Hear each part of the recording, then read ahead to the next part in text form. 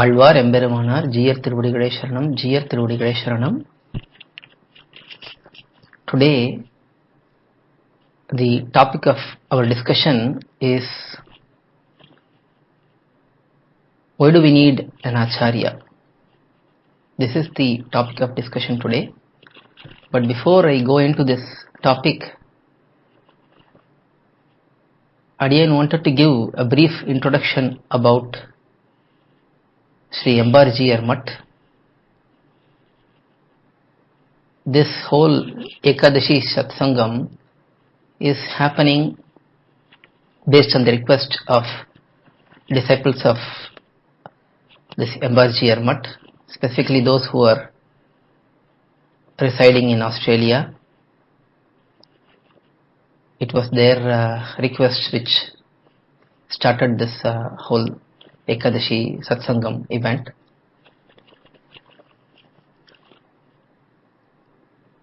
As per their request, I'm going to give a little bit of introduction about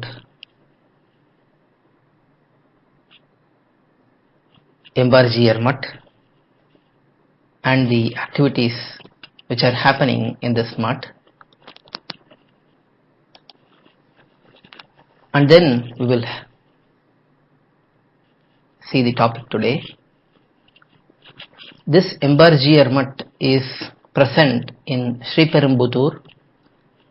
This is one of the most recent mutts in our Sri Vaishnava Sampradayam, probably about a couple of 100 years ago. The first Jiyar of this mutt is Appan Thiruvenkata Embar Ramanuja Jiyar Swami. This Swami was a very great renunciant. He was blessed with great knowledge, great bhakti, devotion, and also great vairagyam. He was born in a town named Kappyamur. This town, village, is near Tirukkovalur Dividesham. Until very recently it was thought that he was born in Maduramangalam, but some research has given insight on this Swami's birthplace, which is supposed to be Kappyamur. And at a very young age, when he was about 16, after undergoing all the samskarams, after gaining basic Shastra Jnanam and Sampradaya Jnanam, his parents wanted to get him married, and they were set out on a yatra, a travel, to go and see a particular girl for this Swami. When he was born, he was named as Krishna. He was born on Avani Masam, Rohini Nakshatram. So his parents named him Krishna, and they were all going towards the particular destination where they were going to see a girl for him to get married. On the way, he observes a family. They were all a couple basically, along with their children. They were having some fights, and then they were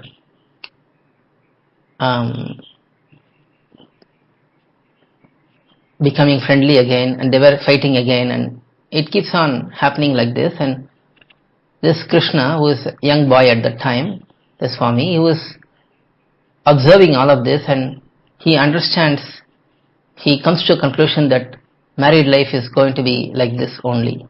There is always going to be some quarrel and then some compromise, and it's all in a bodily platform. And he decides at that time that he was not going to get married at all. And then over time he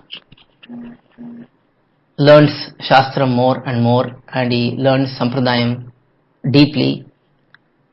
And then I'm going to keep it short because it's a very lengthy Charitram, and we have already seen his life history. It is available in our YouTube channel in both in English and in Tamil, so we can see the life history there.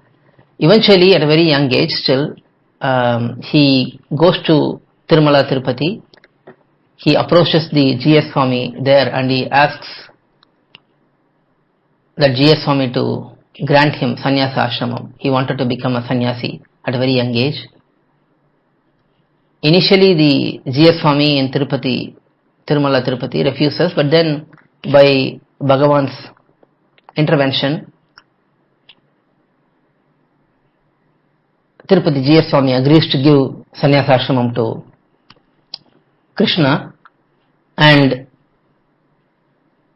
once he gets the sannyasa ashramam, he becomes to be known as Appan Thiruvenkata Ramanuja GS Swami. He has spent some time in Maduramangalam, Embar's birthplace.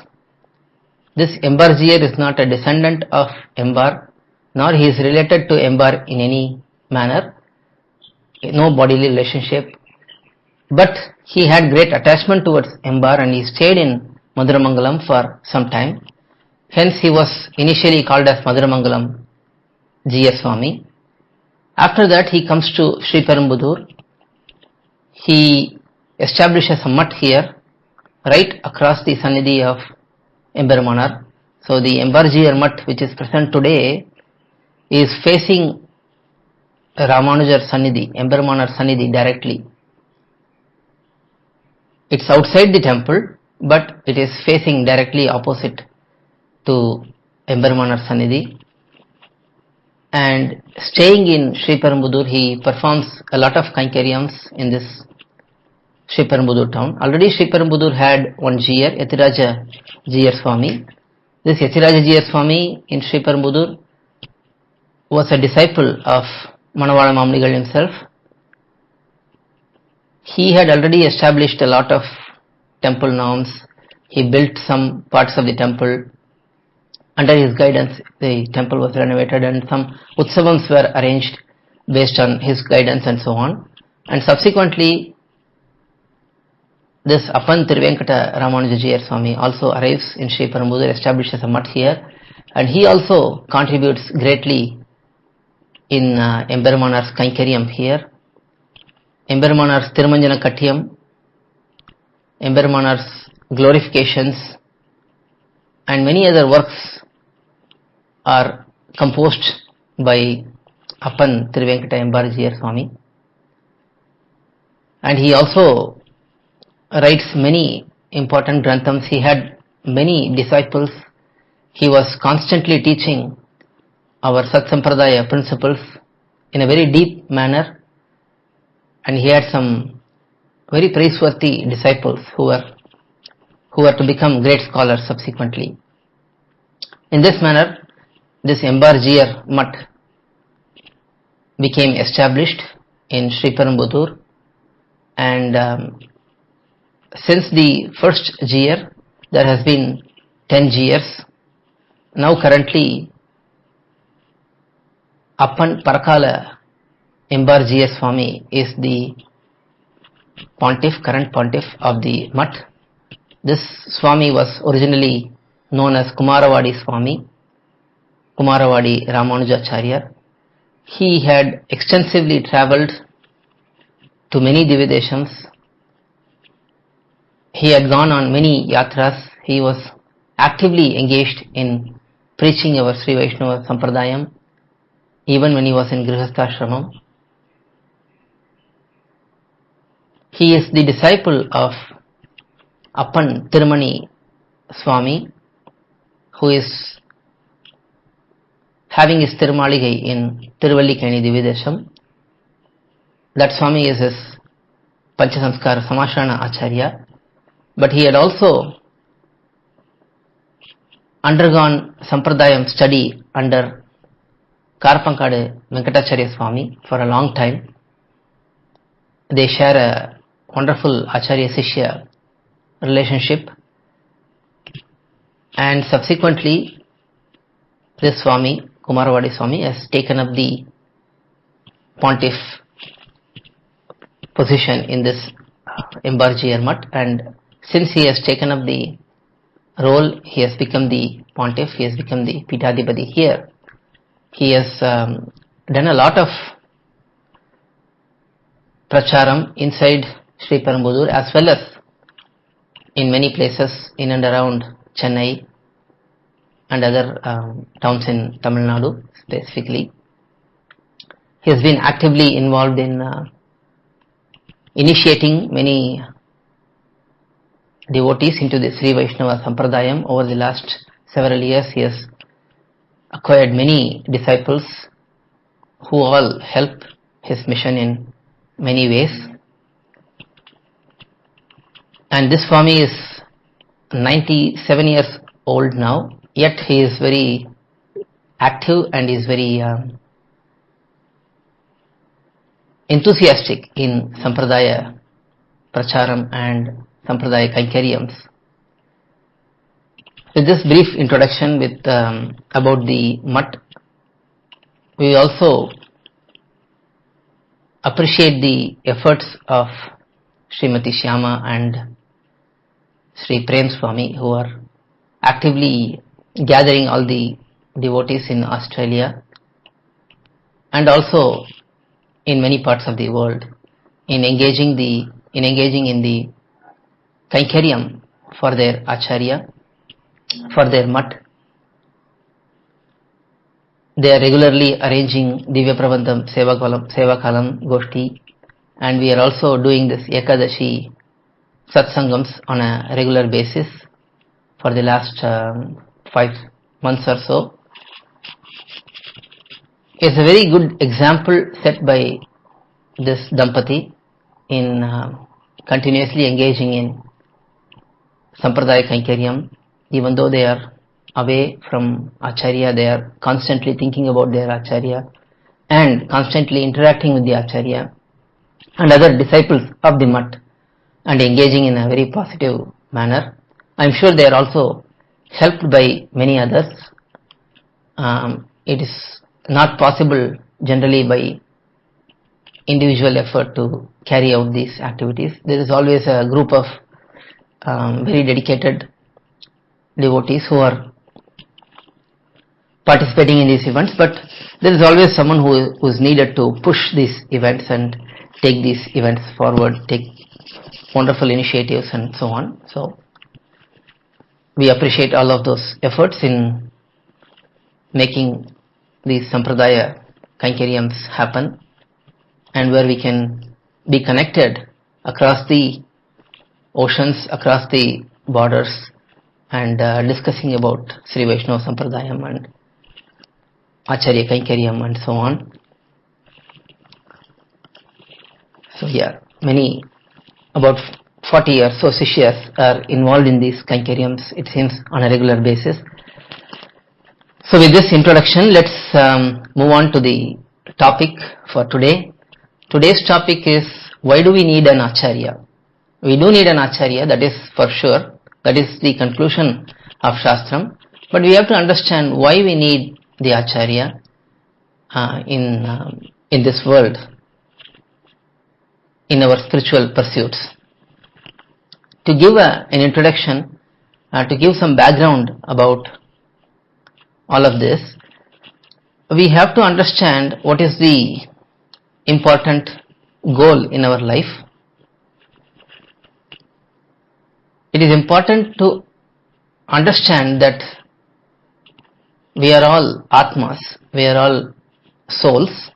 Soul is not an exact translation for Atma, but it is a vague translation, and it's something which everyone agrees upon to some extent. So we are all Atmas, we are all sentient beings,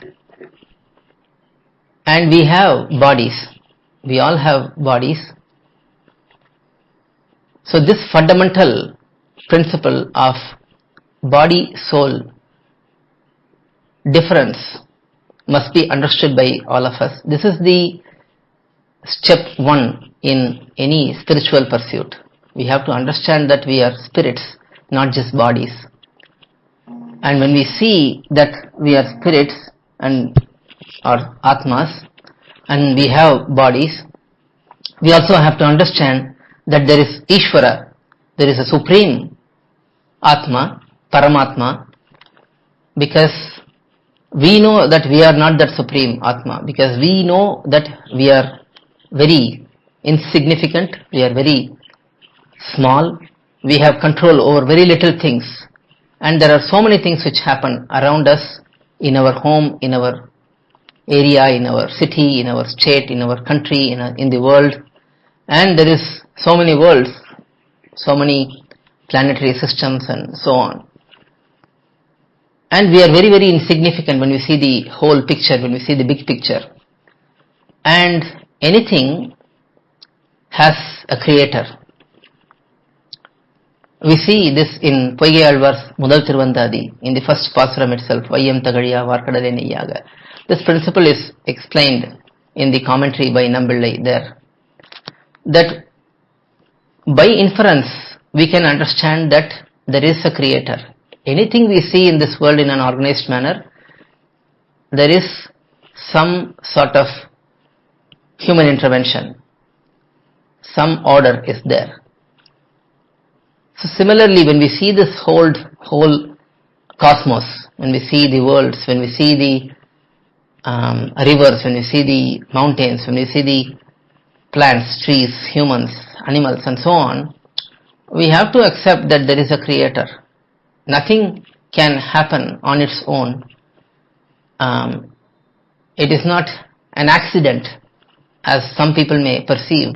Some scientists may say that it's all an accident, and we are here and we just make use of the opportunity in the best way for bodily enjoyment. That may be some people's viewpoint. But if it were so, then anything could be an accident. Then we don't need to plan for our life. We don't need to have house. We don't need to have a job. We don't need to have an insurance. We don't need to have a car. We don't need to have plans for the next 20 years or 30 years and so on. So none of those planning is meaningful if everything is accidental. So there is a plan, there is a inbuilt plan in all of this, and there is a planner, there is the creator who is called as Ishvara, who is known as Paramatma, who is known as Bhagavan. And the Vedas, the scriptures, we accept as the authority. They call that Bhagavan, that Supreme Bhagavan, as Sriman Narayana, as Vishnu. So this underlying principle, we need to understand that there are three types of entities. There is Atmas, Chit, there is body, matter, Achit, and then there is Ishvara, the controller. So this Tattvatraya is the Siddhanta of our Acharyas, is the philosophy of our Acharyas, is the philosophy of Vedam, Shastram also. So the Acharya, who is known as Pramatha, establishes God, Prameyam, through Pramanam, scriptures. This is the conclusion which is explained in Shastram, in literature such as Sri Vachanabhushanam, for example. In the first sutram of Sri Vachanabhushanam, in the commentary, Manavada Mamdigal starts the commentary with this particular sentence. Pramatavanavan Pramanathai kondu Prameyathai arudiyadigiran. An Acharya, a teacher, uses the Pramanam, Shastram, to establish the goal, Prameyam, that is Bhagavan. So this is the premise, this is the fundamental. Only those who accept this fundamental principle can proceed further in the spiritual pursuit. Without this fundamental agreement, without this fundamental understanding, one's spiritual pursuit will be very futile, very, very useless. So we accept that there is Atmas, there is Achetanam, the matter, and then there is Ishvara, there is Bhagavan. And then we understand further from Shastram that the goal of the Atma is to give up the connection to matter, with matter, because we see we are connected to matter, we are bound in this matter. For example, the Atma, us, we are in this body. For example, I am in this body. Now I am limited by the capacity of this body. I can only act, I can only think, I can only speak as much as this body allows me to do. Similarly, there is an Atma inside an animal. That Atma can only act, think and speak within the limitation of that animal body. So each body has its own restriction. And Bhagavan is beyond all of these restrictions. By nature, Bhagavan is limitless. He is present everywhere. He is all-pervading. He is omnipotent. He can do everything. That is the definition of Bhagavan. Bhagavan means one who has no such boundaries, no such limits, no such inabilities. And that Bhagavan is said to be having two different wealth, two different worlds of possession. There is Nitya Vibhuti and there is Leela Vibhuti. All of these are background to understand the purpose of Acharya and why do we need the Acharya. So this is an introduction which is very much essential. When we have good understanding of this introduction, then the concept of Acharya and the need for Acharya can be easily understood within a short time frame. So he has these two worlds, Nitya Vibhuti and Leela Vibhuti. Nitya Vibhuti is where he is permanently dwelling in a joyful manner, because the Atma is by nature joyful. The Atma always seeks joy. That is the nature of Atma. Being knowledgeable means anyone who is knowledgeable, he will always seek enjoyment. Because no one, anyone, even one who has a little bit of intellect, even the least intellect person will not seek sorrow. No one will seek sorrow. They will only seek joy, because it is natural for an individual to seek joy, to seek bliss. So this bliss is a natural aspect of the Jivatma, Atma. When this is natural for Atma, it is obviously natural for Bhagavan as well. So Bhagavan is blissful and he has this Nitya Vibhuti, this spiritual world which is known as Sri Vaikuntham, which is fully blissful. And then there is this Leela Vibhuti where we are. We have all of these sorrows covering us. We know that there is a lot of sorrow here. Every day we try to be joyful, but we end up getting lots of sorrows. Even the most wealthy person, even the most high positioned person, he will have his own bit of sorrow. So everyone has sorrow in this material world. So when we see that the goal of the individual Atma is to be joyful, one needs to attain that goal. And that goal is not possible within this material world, because this material world is explained in Shastram as Dukkhalayam and Ashasvatam.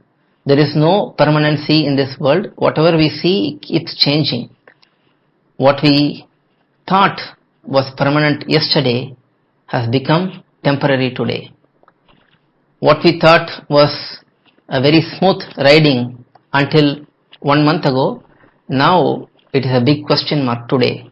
So this we can understand. Even before this virus, our elders, our acharyas knew all of this, because even without this virus is just one particular incident today in the whole scheme of things. It's not an end-all thing. But we think that it's an end-all thing sometimes. But it's just another passing trouble. As our Alvars and as our Acharyas have envisioned these things based on Shastram and based on what is a reality, this is another thing which will just pass by anyway.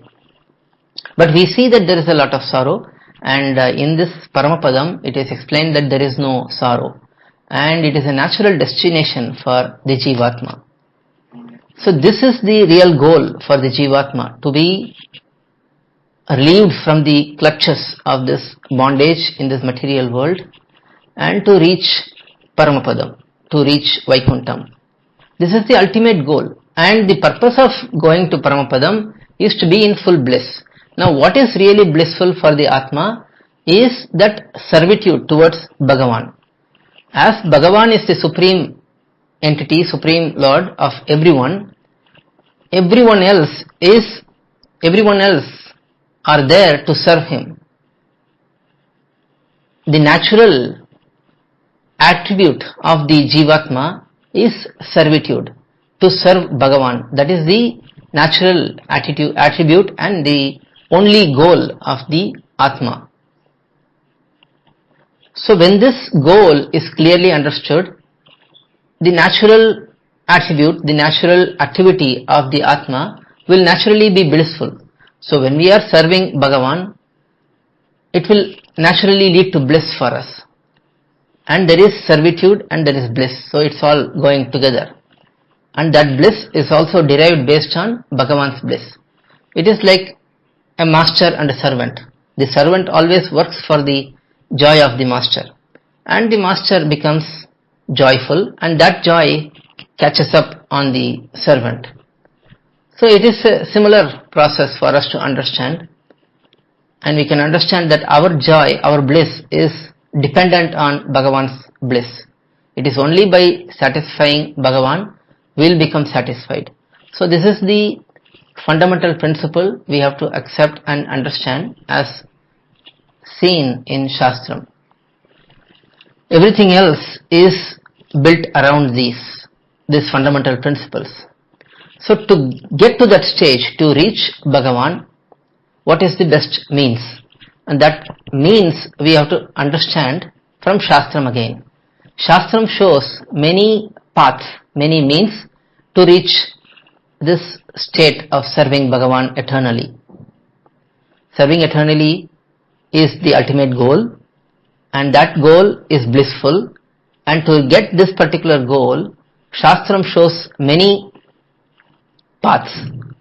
There is Karma Yogam, there is Jnana Yogam, there is Bhakti Yogam, there is Nama Sankirtanam, there is Divyadesha Vasam, residing in Divyadeshams, there is doing service in temples. So there are so many different paths which are shown in Shastram. There is also an important means, an important path, which is Sharanagati, total surrender to Bhagavan. What is the difference between all the other paths which are explained in Shastram and Sharanagati? All the other paths which are shown in Shastram, they are based on individual effort. As the Jivatma is an independent entity, individual entity, Bhagavan gives freedom, free will for the Atma to engage on its own, to let the Atma pursue the path the Atma desires. So Atma as an individual person has to desire for the ultimate goal, and he has to choose the path. That is the option given by Bhagavan to every individual Atma. Because without that free will, it is a limited free will, because the Atma cannot say that I will become the ruler of the world, because that is not possible. It has to be under certain conditions, certain terms, within the capacity, within the ability of the Atma. The Atma gets to choose its path. And Bhagavan gives that choice to Atma, so that all the Atmas do not become like robo. Because Bhagavan does not want to control every Atma and push them into a particular choice. He facilitates good paths. He shows good paths to all the Atmas. He is being the Antaryami, all-pervading super soul who is present in every entity, and he is guiding always. He has a motherly relationship. He has a fatherly relationship with all the Atmas, and due to that relationship he is always guiding the Atmas towards good paths. But it's up to the Atma to choose to accept the help of Bhagavan. First, the Atma needs to stop rejecting the help of Bhagavan. If he does that, that itself is a great achievement. All the Atmas have been in this samsara since time immemorial. It is said as Anadi Kalam. There is no beginning for Atma's presence in samsara. They have been there for ever. And Bhagavan is helping, guiding all along. Still, the one thing the Atma has not done is accepting Bhagavan's help, and even before accepting, to stop rejecting Bhagavan's help. That is the only main criteria expected from the Atma. When he stops rejecting Bhagavan's help, Bhagavan's help starts doing its job. It takes the Atma to the next step and the next step and the next step, and the progress keeps happening until the Atma reaches Paramapadam, until the Atma reaches Vaikuntham to be engaged in eternal service. So Bhagavan is guiding all along. He wants to help every Atma, but we have to stop. Every Atma has to stop rejecting Bhagavan's help. When that stopping of that rejection happens, then the progress in spiritual path happens. So all of these processes, they all help in the progress of Atma, but they all have the concept of self-effort. The individual needs to engage in that particular activity, make that activity manifest in them. For example, we take Bhakti Yoga. There are certain rules explained in the Shastram that who can engage in Bhakti Yogam, and based on that rules and regulations, if one is to engage in Bhakti Yogam, one has to accept that Bhagavan is the goal, one has to accept the process as given in Shastram, and one has to, with that individual effort, make that Bhakti Yogam happen, make that Bhakti Yogam manifest in that individual. Without that manifestation of Bhakti Yoga, the progress will not happen. This is applicable for all the processes, all the means. But for Sharanagati, it is different. Sharanagati is the process of accepting Bhagavan as the means. By definition, Sharanagati says that it is the prayer to Bhagavan, requesting Bhagavan to be the means, Bhagavan to be the path. So it is the prayer which explicitly requests Bhagavan that you be my means, you be my protector, you protect me directly. I don't want to take up any responsibility here.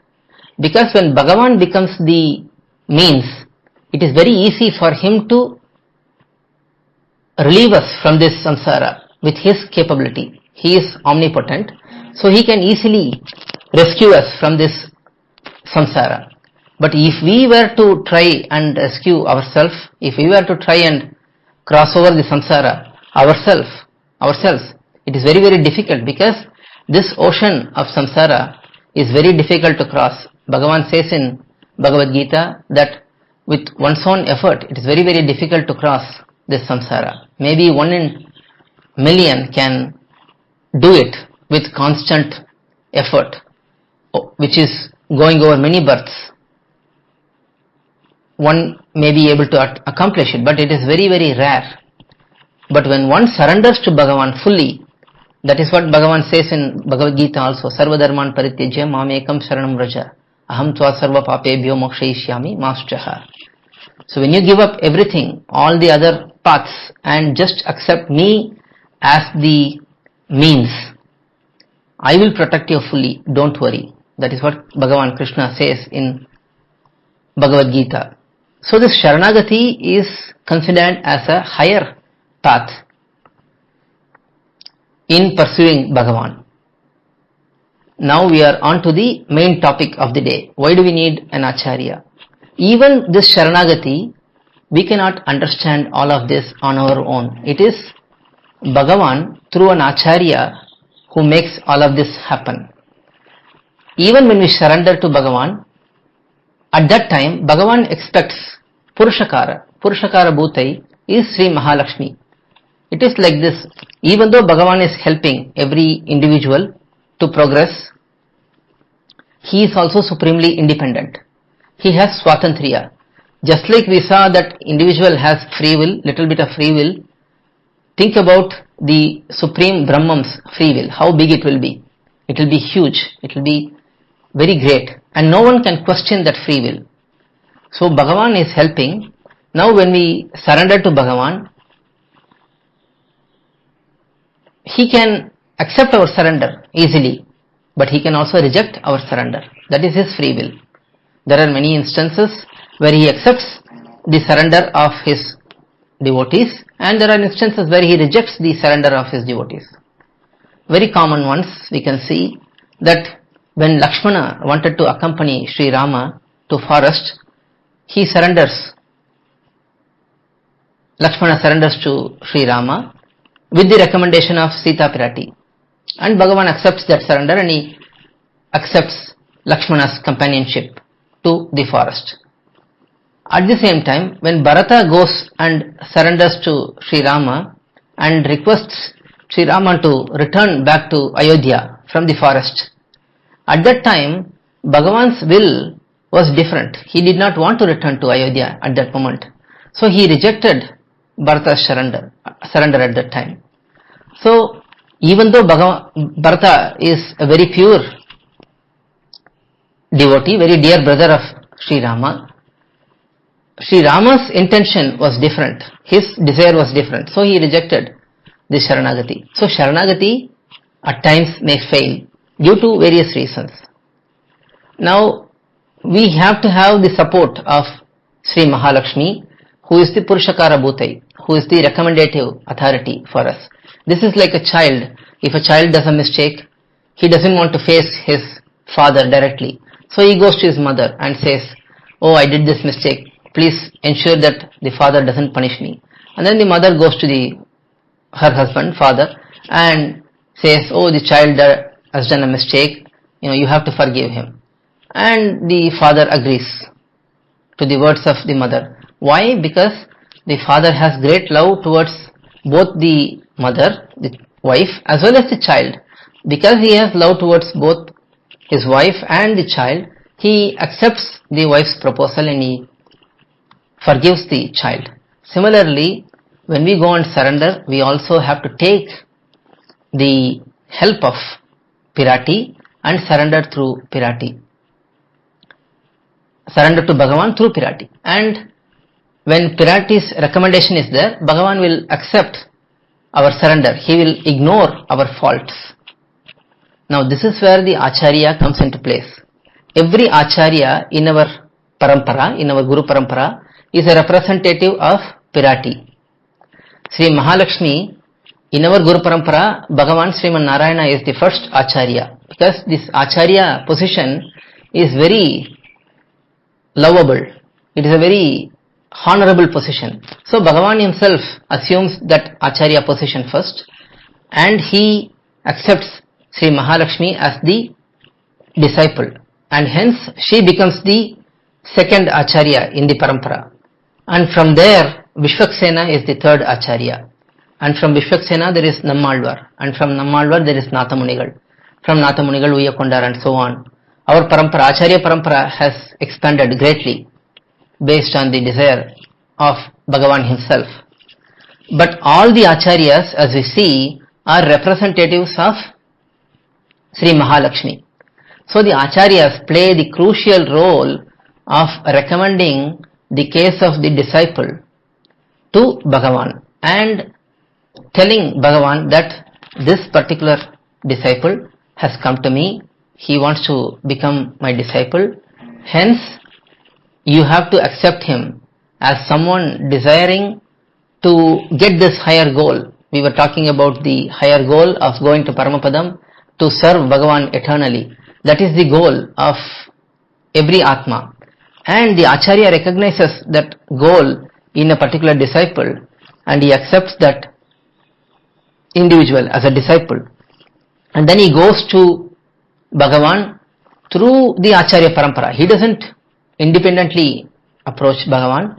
He goes through his Acharya Parampara, his Acharya and so on. We know that Embemanar Ramanujacharya, we just celebrated his Trinakshatram also recently. This Ramanujacharya is the anchoring Acharya in our Sampradayam, and he has done wonderful Kainkaryam of establishing 74 Simhasanadipatis, Acharya Pitams, who have expanded in great proportion and has reached out to many villages, towns and regions all over the Bharatadesham and spread the Sampradayam, spread the Siddhantam very clearly, so that many individuals can become attracted, can understand their own true nature and come to this Sampradaya and reach Bhagavan through the process in the proper with the proper guidance of the Acharya. So that is the role of Acharya. Acharya means one who understands, one who learns Shastram from his elder, one who practices what he learnt, and also one who teaches it to others, one who teaches these important principles to others and make them follow these principles. That is the definition of an Acharya. So the Acharya must be a Vishnu Bhakta, because we see in Stotra Ratnam, for example, Alavandar, Yamunacharya greatly highlights the glory of Vaidikas, those who follow Vedams. He explains one who follows Vedam, he cannot reject the supremacy of Vishnu, Sriman Narayana, because all over the Vedam, all the parts of Vedams, they explain the supremacy of Bhagavan, Sriman Narayana. So this Acharya must be an authentic representative coming in the lineage of the Acharya Parampara, started by Bhagavan himself, Bhagavan Sriman Narayana himself, and he must be a firm believer of the principles which were given by Alvars and the previous Acharyas. The Alvars have given the Divya Prabandhams, which are giving out the essence of Vedam in a very simple language, in simple Tamil, so that everyone can understand. And the Acharyas have given elaborate commentaries for these Vedams. So these principles are given by our Acharyas. So the Acharyas are torch bearers of our Sampradayam, of our Siddhantam. They must be very pure in their Jnanam and in their Anushtanam. Only then the Sishyas will have confidence.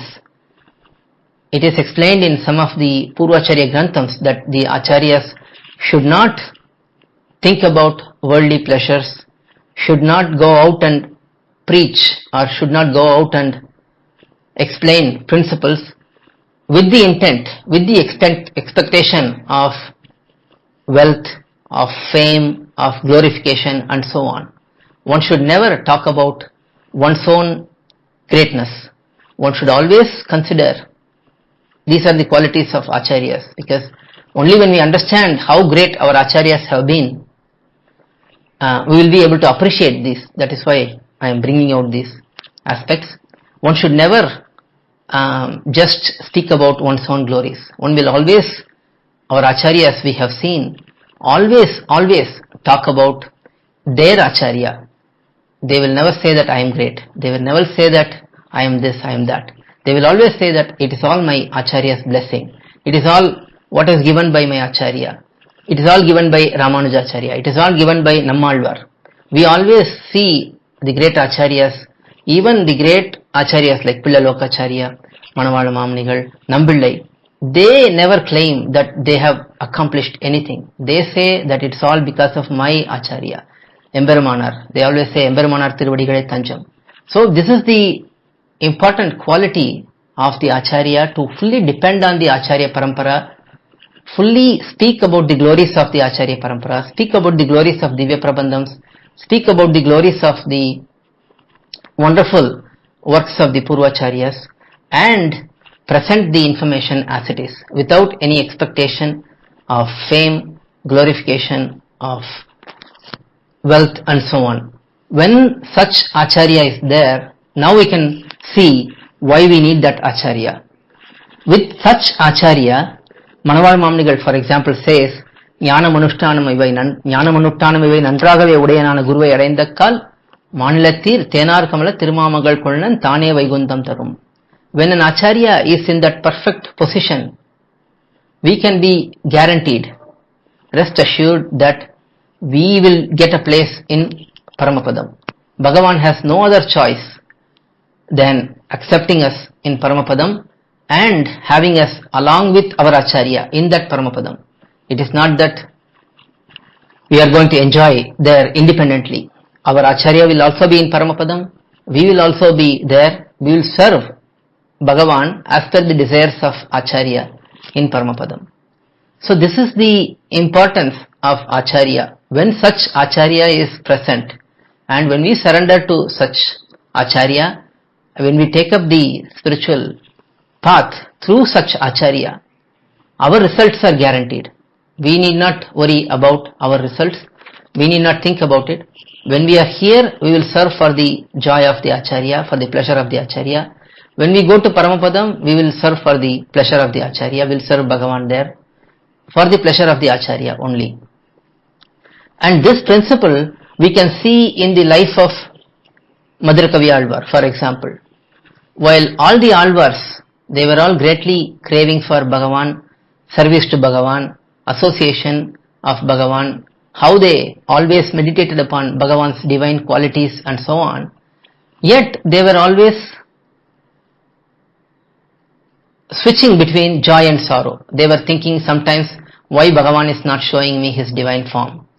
Why he is delaying the benediction of accepting me and granting me Paramapadam. And at times they would greatly sing in joy that I am enjoying this wonderful qualities of Bhagavan. I am enjoying the divine form of Bhagavan. So they will be switching back and forth. But if we see Madhurakavi Alvar, he was always satisfied in Acharya Kainkaryam. He was so attached to Nammalvar, he was always saying that Devamattaryen, I don't know any other Devata, I don't know any other Bhagavan, I don't know anyone else, I only know Nammalvar. I am always enjoying. There is no verse of suffering in Madhurakavi Alvar's pastorams. He is not saying that when am I going to see Nammalvar, because he is always seeing Nammalvar, he is always serving Nammalvar. He never took his eyes off Nammalvar even for a moment. So that is the greatness of being fully dependent on Acharya, that whether it is in this world or whether it is in the Paramapadam, we will always be joyful. We will always be fully satisfied in our Kainkaryam to both Bhagavan and Acharya. Being servitor of Acharya does not mean that we won't serve Bhagavan. Our service will be at the apt place based on the Acharya's desire. If the Acharya says go and serve Bhagavan, we will serve Bhagavan. If the Acharya says go and take care of this, we will take care of that. In this manner, whatever pleases the Acharya, we will have to do that. If we look at the example of Ananta Alvan, he was serving Bhagavan, but he was really doing Acharya Kainkaryam. Based on the desire of Ramanujacharya, he went to Tirumala Tirupati, he was preparing garlands and he was offering to Tiruvengadamudayan. In this case, his service was to Bhagavan, but it is also based on the desire of Ramanujacharya. So it comes under the Acharya Kainkaryam. So with the presence of Acharya, we can be guaranteed that Bhagavan can never reject us. He can never say that I will not accept you. Just like he cannot refuse to Pirati, just like he cannot refuse to Sri Mahalakshmi Tayar, he cannot refuse to Ramanujacharya. He cannot refuse to our own Acharya that I will not accept this person because he has done some wrong deeds, he has done some sins in his past lives, or is even in this particular life before becoming a disciple, before becoming a devotee, he has done lots of sins. Bhagavan cannot say that because he is duty bound to accept the words of Acharya. So this is why the Acharya is very much needed. The Acharya is very much essential for anyone interested in taking up the path of spiritual pursuit, anyone who is desirous in reaching Paramapadam. We can see one incident from the life history of Pillai Urangavalidasar and Emberamannar. Once Emberamannar was giving a lecture on Sri Ramayanam. The particular sequence was when Vibhishana was giving up all his association with Ravana and he was coming to surrender to Sri Rama. At that time, he was waiting on the sky. He was ready to come down and surrender to Sri Rama. But there is a huge debate goes on at that time. Some like Sugriva and other Vanaras, they were saying we should not accept Vibhishana. But some were saying that we should accept Vibhishana because he is pure. At that time, Rama finally decides that he will accept Vibhishana. He convinces everyone and he sends Sugriva. This particular section was explained by Emberamannar in the Kalakshepam, in the lecture session. Pillai Urangavalidasar, who is known as Dhanurdasa, he starts crying at that time, listening all this passage. And Emberamannar asks Dasar why he was crying.